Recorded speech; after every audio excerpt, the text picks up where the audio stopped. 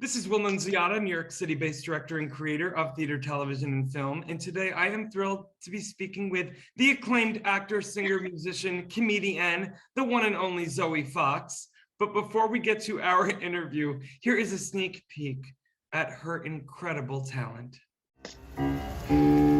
So I don't wear makeup, I don't stick my hair up with some awesome-tastic pink beret. No, I'll never be a majorette. I'm plain and basic, and I sweat when I get nervous. I suck at popularity. People just don't notice me, but someday high school's got to end, and I'll finally find a place where this woodwind doesn't land. Whoa, there's a whole world to be pursuing if I could just get out and leave this all here in the past. You'll remember me thinking, gosh, how is she doing? But I'll be long gone. Whoa, I'll be solo out legato, cutting loud and clear, right through the tube of blast, soaring high above that clumsy bass vibrato. I will be lost, lost in the grass. And finally they'll see there's so much more to me at last. I won't be lost in the grass, lost in the grass.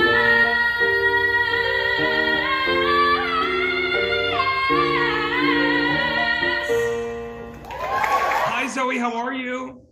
I'm doing great. How are you? ZOE, I'm doing so much better now that I'm speaking with you, and the audience just got to hear your beautiful singing voice. ZOE, I want to know, when did you realize that you could sing? Was it a moment? What was it? I I just did have like a moment of like a flash in my head. When I was like in 5th grade, my teacher was very close with the music teacher at my elementary school, and they wanted somebody to sing our school song at the end of an elementary school assembly. So it was like very high profile, a very big So high deal. profile. I mean, forget singing And for the president. You were 5th grade singing at the big song. yeah, and he asked every girl in his class in order based on how good their grades were. So he asked other people before me that passed. And then when he asked me, I was like, sure, I'll try. And I was like, I had never been more nervous in my whole life. It was like, truly, I did not know what I was going to do when I got up there. I was very scared of embarrassing myself, but it went okay. And it was really fun. And then it like opened more opportunities for me to sing in public more after that locally. Well, locally, soon to be Broadway, if I have anything to do with it. But ZOE, what I love so much about that story is, I'm thinking about the young ZOEs out there who may be watching this interview, who may be nervous to express themselves. And I think for all of us as artists, we all have those moments in our lives where either literally or figuratively, we have to take stage and step into our power. To be in fear and to have those butterflies, that means you care. And so I'm curious to know, ZOE, now that you are a young adult of the planet, I'm curious to know, how you've been able to take your nerves that you still may feel and use it into a positive force right before you take stage. Yeah, that's a good question. When I was like in middle school and even in high school, I remember people would always say like, the nerves mean that you have energy and that you care. And I was like, well, that's not going to comfort me because I still feel like they're getting in my way of doing as well in the performance as I was doing in rehearsal or at home, when I was completely in my comfort zone and nobody was watching.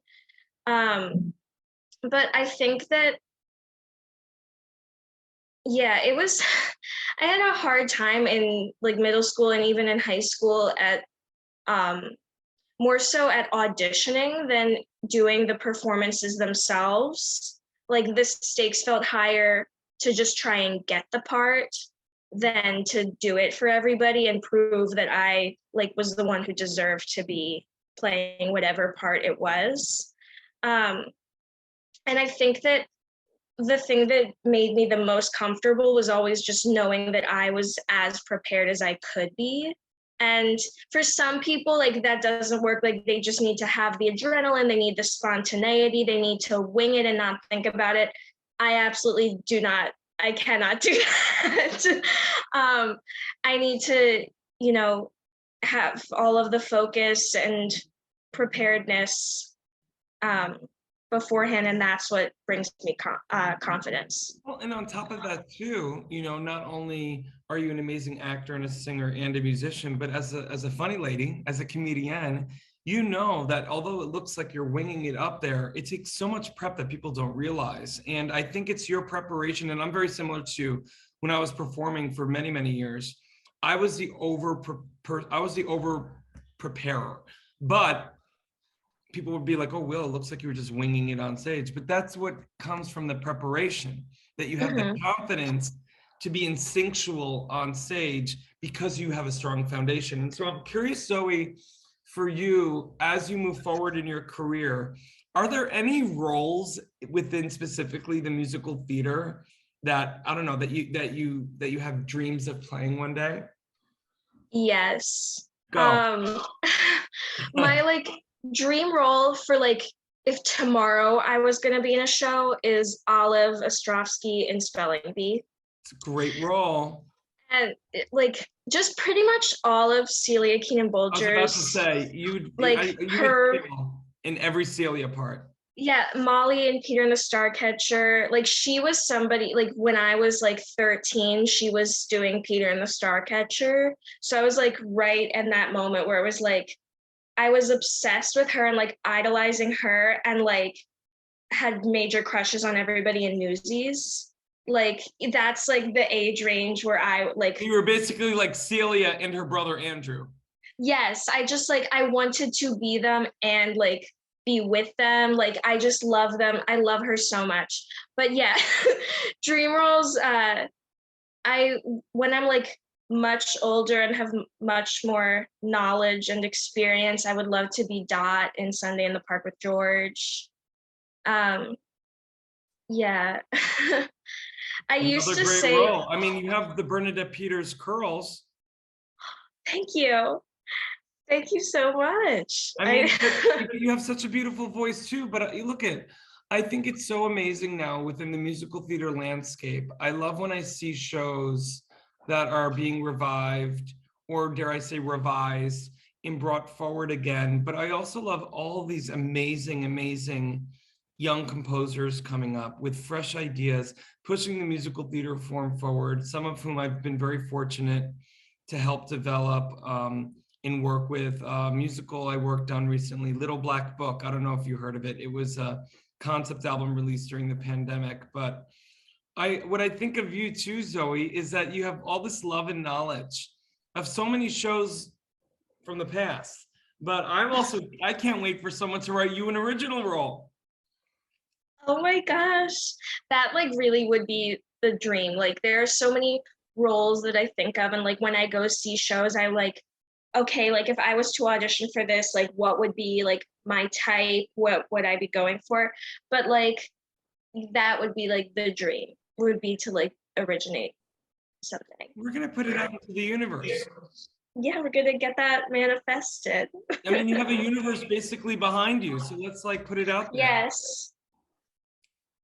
ZOE, you are absolutely amazing. I want to let our audience know, for more on the incredible ZOE Fox, you can read more about her right below this video. ZOE, thank you so much for your time today. I'm so excited that you are joining this amazing new app, FENIX 360, where you're not only going to be able to connect with new fans all over the world, but new collaborators as well. And here we are. We're going to collaborate one day. I know it. Yay, I can't wait for that day. Me too. I'm so happy we're connected now, ZOE. Yeah, me too. Thank you. Thank you.